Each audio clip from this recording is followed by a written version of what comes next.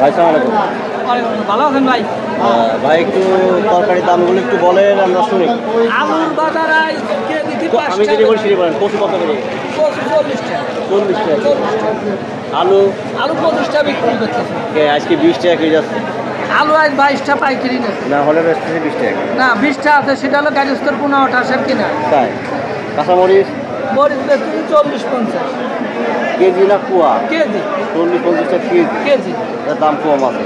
বেগুন বেগুন 40 টাকা,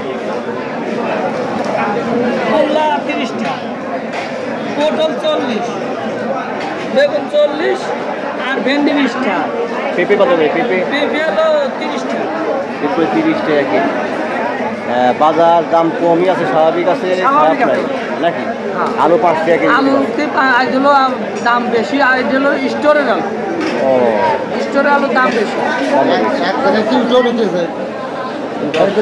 আপনার আরো দামটা শুনে আসি। বাজার তো খুব ভালো না। ভালো না? না, সব কিছুর দামই কম। সব কিছুর দামই কম। যখন বেশি কিনছে তখন কি ভালো ছিল? হ্যাঁ, এখন ভালো ছিল বাজার। তাই? এখন ভালো ছিল। আর এখন দাম কম, এখন খারাপ। এখন খুব দাম দিবারই চায় না। নোয়াপুর বাজার, রাজবাড়ী জেলা, বাজারকান্দি থানা।